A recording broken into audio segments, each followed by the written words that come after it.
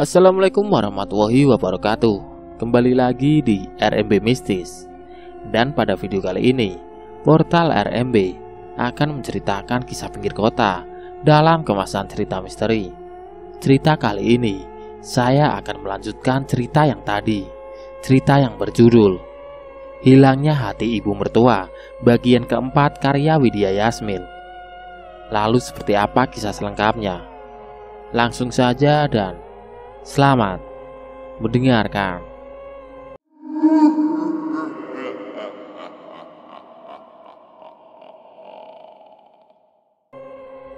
Kita semua harus segera mengemas bingkisan untuk acara tahlilan, ujar Kang Darmawan. Tidak lama kemudian, Teh Jamila datang membawa kopi renceng, beberapa bungkus rokok, dan kue kering. Ini buat tahlilan nanti, ujarnya. Memangnya harus diberi rokok dan kopi juga ya? Tanyaku. Tentu saja, sudah menjadi tradisi di kampung ini. Aku terdiam memikirkan bingkisan, juga segala hal yang disuguhkan untuk tahlilan. Teringat saat kedua orang tuaku meninggal. Aku harus menjual kebun pisang peninggalan mereka untuk kebutuhan tahlilan selama 7 hari lalu, disambung 40 dan ke 100 hari. Kalian gak perlu memikirkan untuk biaya tahlilan. Semuanya biar saya yang urus sampai hari ke 100, ujar Teh Jamila. Aku jadi menyesal karena pernah tidak menyukainya, karena ternyata dia sangat baik dan tidak perhitungan. Untuk hari ke-7, kita potong saja bebek dan ayam di belakang. Sepertinya cukup. Kalau nggak salah ada 50 ekor, ucap Rio sembari membantu suamiku dan Kang Darmawan yang tengah memasukkan 3 buah mie instan, snack, dan teh botol ke plastik. Gak perlu Rio, kalian pelihara saja ayam dan bebek itu untuk keperluan kalian, ujarnya. Gak bisa gitu Teh, lebih baik bagi 3 saja, semua peninggalan ibu. Aku dan Kang Darmawan sudah merasa cukup dengan apa yang kami miliki. Jadi bagi 2 saja untuk kalian berdua, ujar Teh Jamila, lalu membantu kami mengemas mie instan. Kalau boleh usul, rumah ini jangan dijual ya, soalnya kami gak punya tempat tinggal, ujar Reni. Tentu saja Ren, rumah ini gak akan pernah kami jual. Kalau kamu mau dan Rio mau, silahkan kalian tempati, ujar suamiku. Rumah ini memang sayang jika dijual, karena selain berbahan jati asli, yang tentu saja mahal harganya, halaman rumah ini juga sangat luas dan subur. Hawa sejuk dari pohon nangka, mangga, dan jambu kristal membuat suasana terasa nyaman. Apalagi kebun sayuran yang menghijau di seluruh halaman bisa memanjakan sejauh mata memandang. Namun, sebagai seorang penakut, aku merasa rumah ini terasa lumayan angker. Ya sudah, kalau kalian mengikhlaskan rumah beserta kebun dan hewan ternak milik ibu menjadi milikku juga Reni, berarti sawah yang luasnya 1 hektar itu kalian bagi 2 saja, ujar Rio. Baiklah kalau begitu, ujar suamiku dan Kang Darmawan. Aku merasa lega karena akhirnya kami semua bisa kompak. Jadi semua peninggalan mertua bisa dibagi dengan kesepakatan semua belah pihak. Saat sore tiba, aku dan Teh Jamila menggelar karpet untuk para tetangga yang akan tahlilan. Semuanya telah siap. Namun, tiba-tiba Teh Jamila mengatakan bahwa dia harus pulang dan tidak ikut acara tahlilan. Lalu tidak lama kemudian, para tetangga mulai berdatangan dan menempati tempat masing-masing. Setelah itu Pak Ustadz mulai membuka acara dengan sambutan dan doa. Lalu dilanjutkan sholawat dan zikir. Sekitar 20 menit sebelum maghrib, acara tahlilan telah selesai. Lalu setelah membagikan bingkisan dan semua orang telah pulang, aku dan suami pun berniat untuk pulang. Karena tiba-tiba Suasana rumah ini berubah menjadi mencekam, padahal hari masih sore. "Rio, Reni, gak apa-apa kan jika kami pulang?" tanyaku. "Iya teh, gak apa-apa. Maaf ya jika akhir-akhir ini aku sering bersikap tak sopan padamu," ujar Rio. "Iya, gak apa-apa. Aku mencoba memaklumi. Teteh kalau butuh ayam bebek, sayuran atau buah-buahan yang tumbuh di halaman rumah ini, gak usah sungkan," ujarnya tiba-tiba. Aku mengangguk. Lalu setelah itu kami segera pulang. Saat melewati pohon nangka, tiba-tiba terdengar suara tangis yang begitu menyayat hati. Sebenarnya aku ingin mengatakannya pada suamiku, tapi aku khawatir dia tersinggung. Sementara itu anak bungsuku tiba-tiba menangis tanpa sebab. Lalu suamiku segera menggendongnya. "Fadli, kamu kenapa?" Anakku tak menjawab. Ia malah terus menangis sembari menatap pohon nangka dengan wajah ketakutan. Suasana kampung ini memang terasa berbeda setelah kematian ibu mertua. Padahal biasanya saat sore seperti ini masih banyak anak-anak yang bermain di halaman. Terkadang ada pedagang cireng dan bakso cuanki yang keliling sebelum maghrib. Setibanya di rumah, aku segera menuangkan gulai bebek yang tadi ku bawa ke dalam panci kecil untuk dipanaskan. "Dari tadi kamu terus saja melamun," ujar suamiku tiba-tiba. Sejujurnya aku merasa jika Reni itu sangat aneh. Apa mungkin dia pelaku yang telah membunuh ibu? Kenapa tiba-tiba kamu berbicara seperti itu?" Aku terpaksa menceritakan tentang penampakan ibu mertua yang terus meneror dan memintaku untuk mencarikan organ hatinya yang telah hilang. Setelah itu, menceritakan tentang Reni yang begitu lahap makan hati bebek, bahkan mengatakan bahwa dia sangat menyukai makan organ hati. Bahkan gelagat juga kata-katanya sangat mencurigakan, seolah dia sangat senang dengan kematian ibu mertua. Sebenarnya ayahku juga meninggal dengan cara yang sama seperti yang terjadi pada ibu. Jenazah ibu ditemukan di kebun pisang dengan perut yang robek, lalu hatinya menghilang. Aku terkejut saat mendengar penuturannya, karena memang saat pindah ke desa ini, ayah mertuaku telah tiada. Tapi kenapa tak ada tetangga yang pernah menceritakannya? Katanya jika ada yang berani menceritakan kejadian tersebut, maka dia akan diteror sosok mengerikan. Aku memang tak banyak tahu tentang keadaan desa ini, karena saat pertama kali pindah, aku langsung bekerja di sebuah pabrik dan mengontrak di sekitaran pabrik.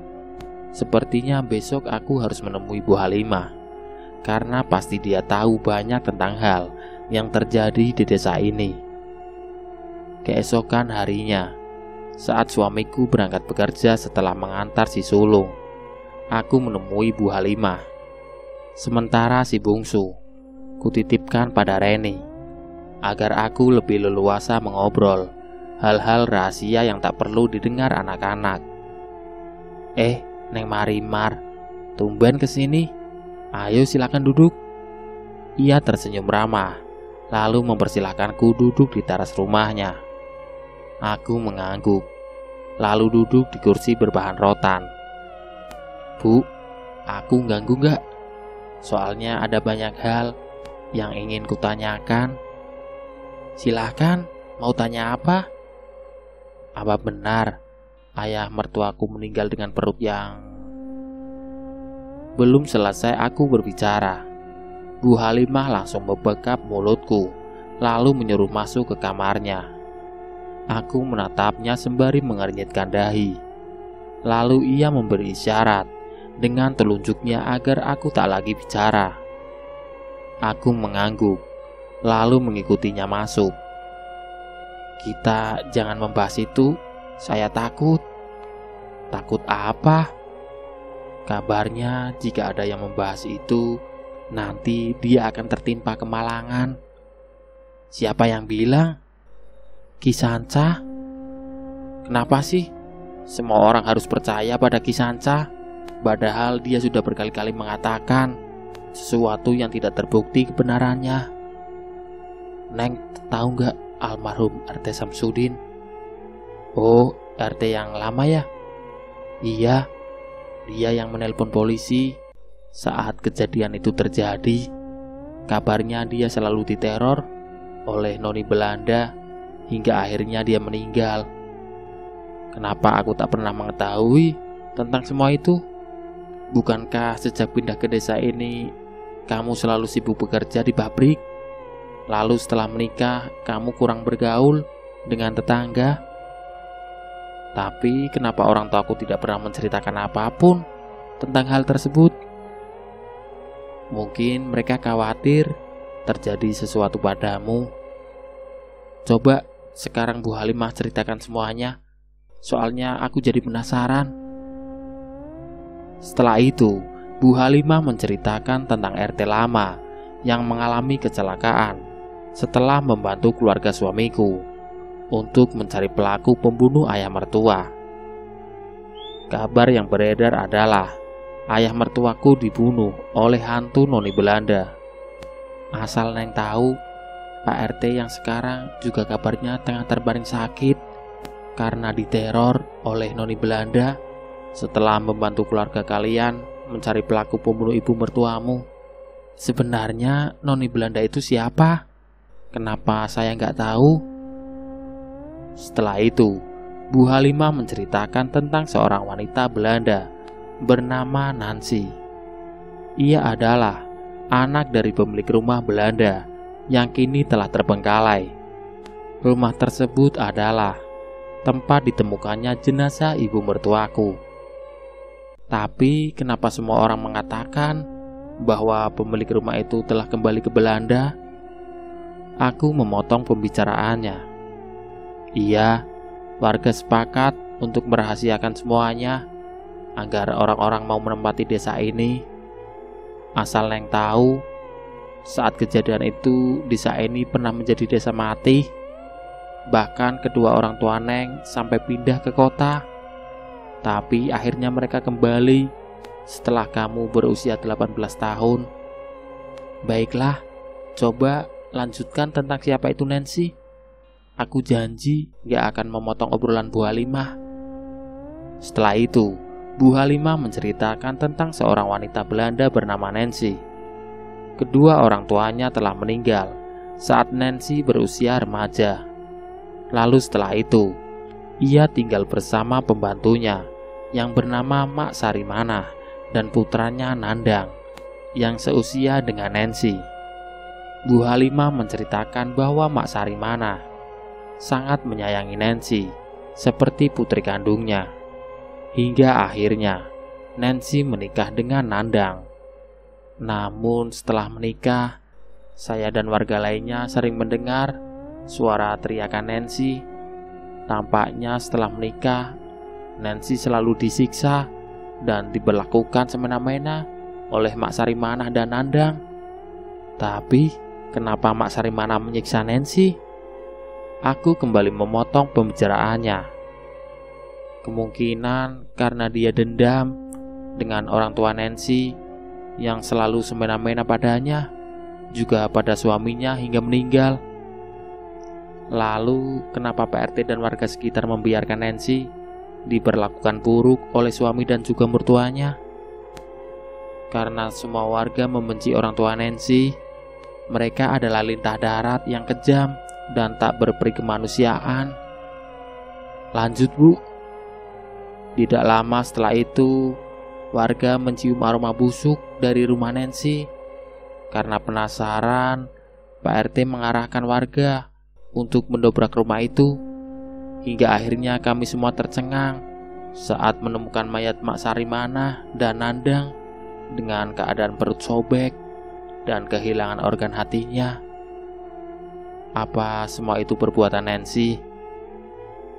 Nancy ditemukan tak bernyawa setelah gantung diri.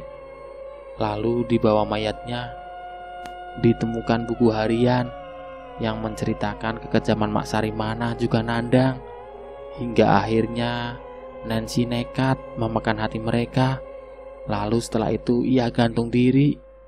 Berkali-kali aku bergidik ngeri saat mendengar penuturan Bu Halimah.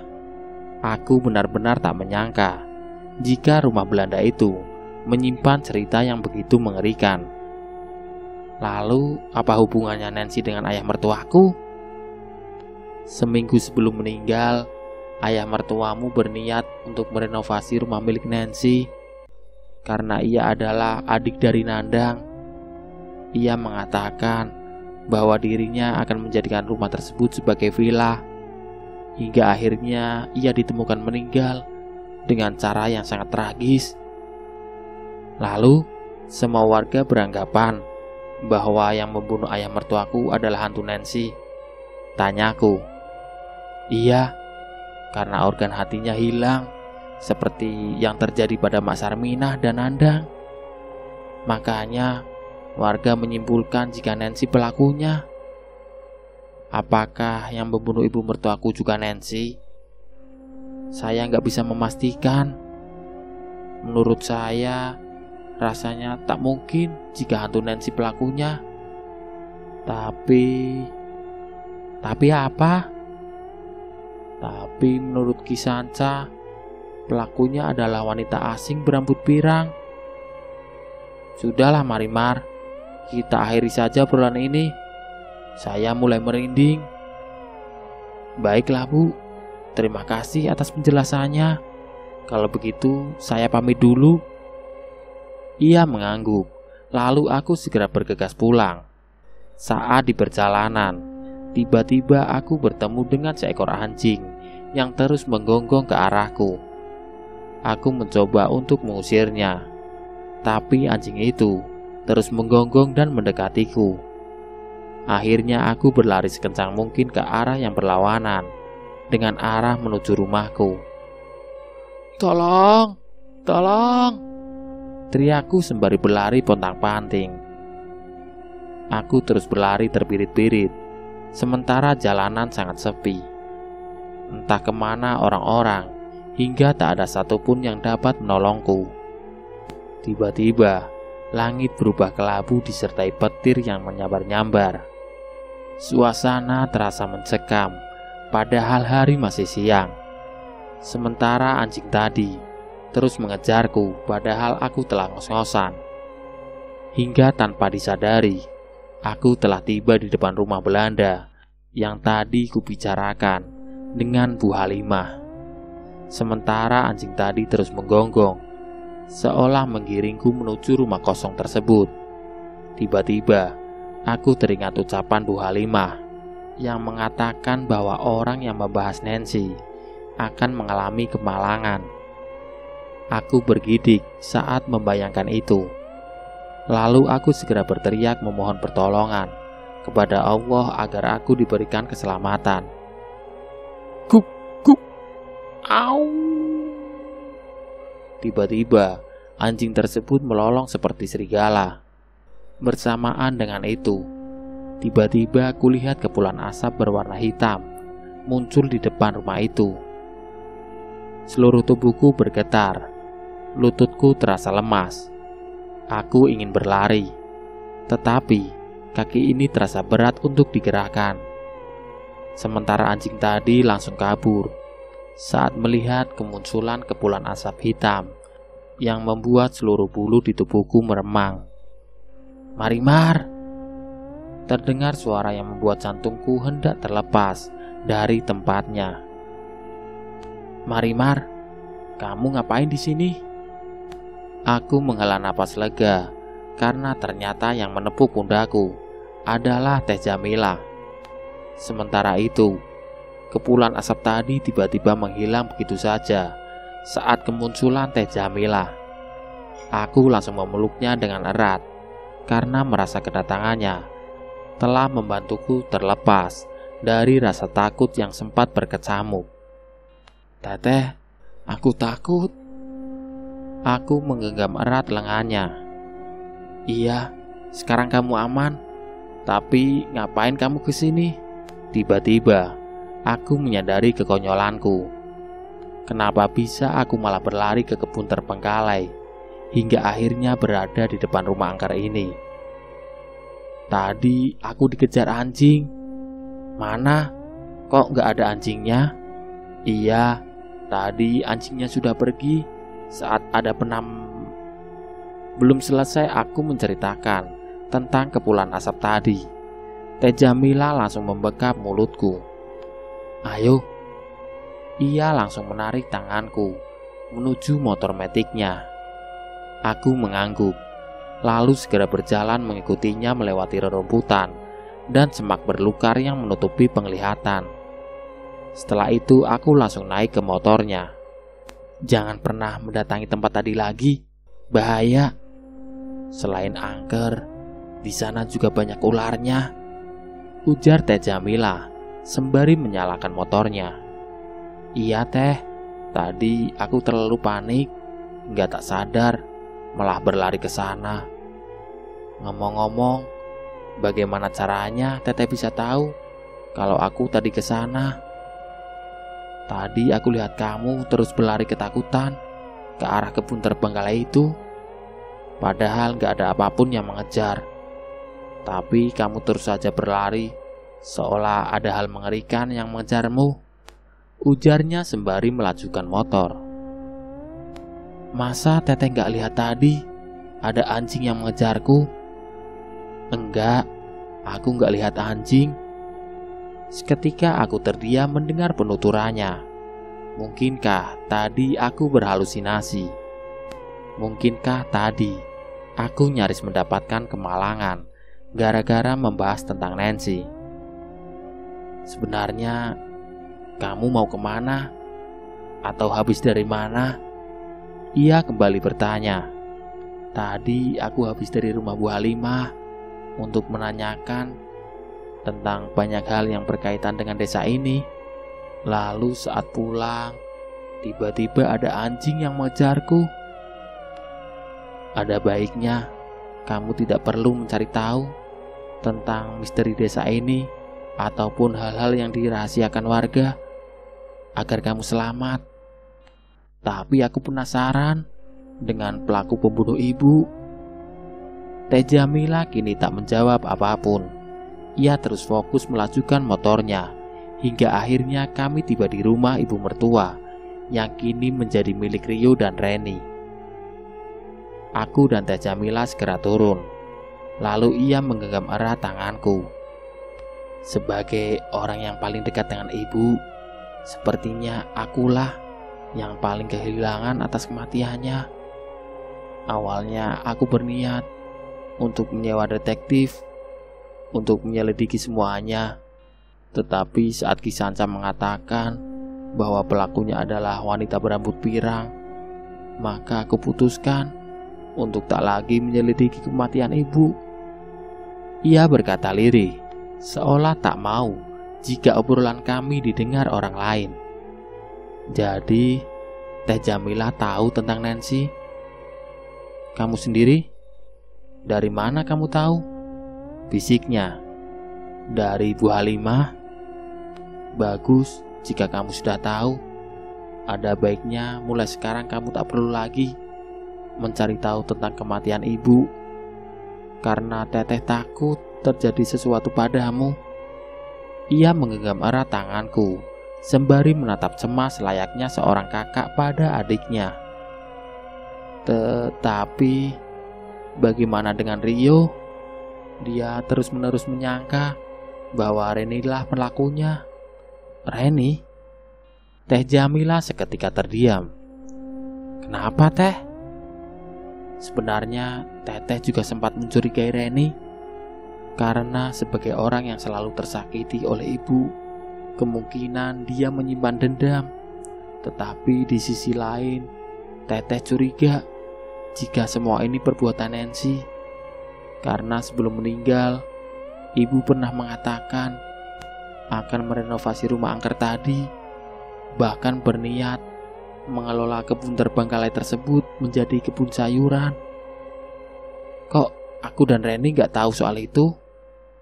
Entahlah, Tapi ibu mengatakan rencana tersebut padaku juga Kang Darmawan. Kalian sedang ngobrolin apa? Kami langsung menghentikan obrolan saat Reni datang menghampiri.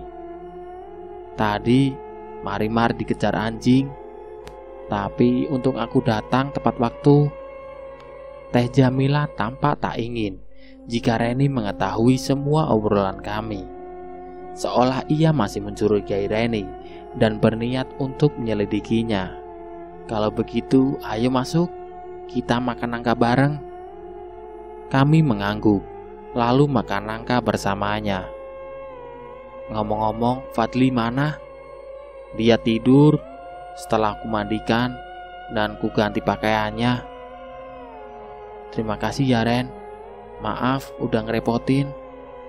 Gak apa-apa, aku menganggap ini latihan untuk mengurus anak. Kalian sangat beruntung karena memiliki anak, sementara aku tak bisa seperti kalian, ujar Teh Jamila sembari menatap kami dengan wajah pilu.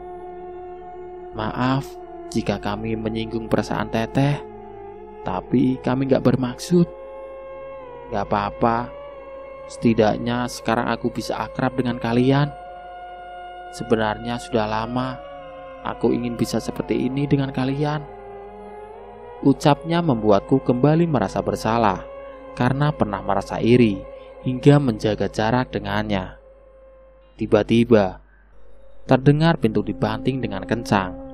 Bersamaan dengan itu terdengar suara tangis si sulung. Kamu kenapa Neng? Kok pulang sekolah malah nangis? Kakiku sakit Bu, ujarnya sembari menunjukkan kaki yang penuh luka.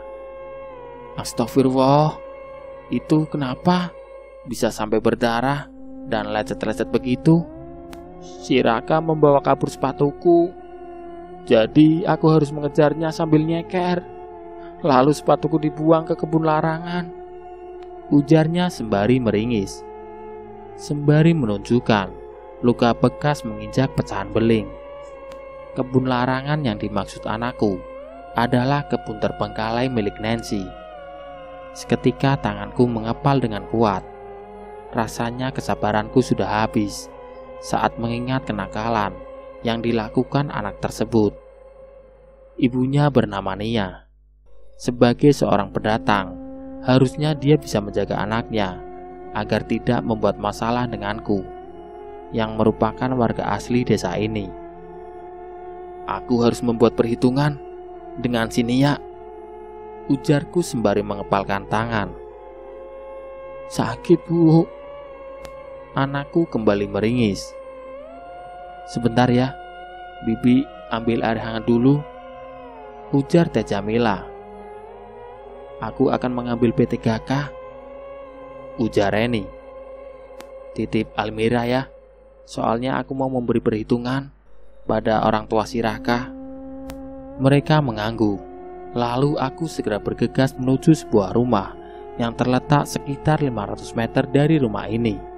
Saat aku hampir tiba di sebuah rumah bercat hijau yang halamannya dipenuhi bunga mawar dan dahlia, tiba-tiba kulihat Nia tengah berjalan gontai menuju rumah mertuanya itu sembari memegangi kepalanya. Nia, panggilku. Ia menoleh sembari mengernyitkan dahi. Aku segera mempercepat langkah untuk mendekatinya. Kenapa Mar? Tanyanya sembari memegangi keningnya. Kaki anakku menginjak beling gara-gara anakmu membawa kabur sepatunya lalu melemparkan ke kebun terbengkalai. Astagfirullah, aku benar-benar minta maaf Mar. Ia tampak merasa bersalah hingga perlahan emosiku mereda. Kamu seharusnya lebih tegas pada anakmu karena kenakalannya sudah sangat keterlaluan. Aku janji Mar akan memberi dia pelajaran sebagai ucapan maaf. Ambil ini untuk berobat anakmu. Ini adalah upahku menyetrika di rumah Bu Ayu. Seketika aku tak tega saat ia memberikan selembar uang berwarna biru tersebut. Apa yang kamu lakukan? Tiba-tiba kami terhenyak saat mendengar suara teriakan Bu Esi. "Ini Bu, aku sedang memberikan uang untuk berobat Almira. Soalnya Raka menjahilinya hingga ia menginjak beling. Seenaknya saja kamu ngasih dia uang tanpa persetujuan dari saya." Wanita tua yang rambutnya disemir dengan warna coklat terang itu merebut selembar uang yang hendak diberikan ia padaku. "Tapi Bu, itu uang hasil keringatku sendiri. Asal kamu tahu, kamu dan anakmu itu makan makanan yang saya masak. Jadi seharusnya kamu setor pada saya. Tapi kan, semua gaji suamiku telah dipegang sama ibu. Jadi wajar saja jika aku memakan masakan yang ibu masak. Suamimu itu putra saya, jadi sudah sewajarnya. Semua uangnya saya yang ngatur." Ia membulatkan matanya pada Nia. Aku pura-pura berdehem untuk menjeda obrolan mereka. "Mar, aku benar-benar minta maaf sama kamu ya," ujar Nia sembari memelas. "Aku mencoba memaklumi, meskipun aku sangat kecewa pada anakmu. Tapi setelah ini, tolong didik dia lebih tegas lagi. Soal uang berobat kamu gak perlu mikirin." "Terima kasih Mar, aku janji akan lebih mendidik anakku. Masalahnya kan sudah selesai. Sekarang mending cepetan kamu masuk dan beresin rumah yang masih berantakan," bentak Bu Esi. Nia tampaknya menatapnya dengan tatapan pilu, sembari memegangi kepalanya. Tetapi akhirnya ia menurut tanpa protes. "Jangan terlalu zolim pada menantu Bu. Kalau tak mau bernasib buruk, ibu harus ingat, menantu yang terlalu teraniaya bisa saja jadi psikopat," ucapku. "Pergi sana," bentaknya sembari bergegas menuju rumahnya, lalu membanting pintu. Aku hanya menghela napas, lalu segera pulang. "Bagaimana Mar? Apa dia minta maaf?" tanya Teh Jamila dan Reni serentak. Aku langsung menceritakan tentang sikap Nia yang membuat emosiku seketika mencair. Lalu setelah itu, menceritakan tentang kekejaman yang dilakukan Bu Esi. Mertua jahat seperti dia tidak lama lagi akan hilang dari dunia ini, ucap Reni lirih, hingga membuatku juga Teh Jamila terhenyak, lalu menatapnya sembari mengernyitkan dahi. Portal RMB. Itulah tadi cerita yang berjudul Hilangnya Hati Ibu Mertua. Nantikan cerita kelanjutannya di konten berikutnya. Sekian. Wassalamualaikum warahmatullahi wabarakatuh.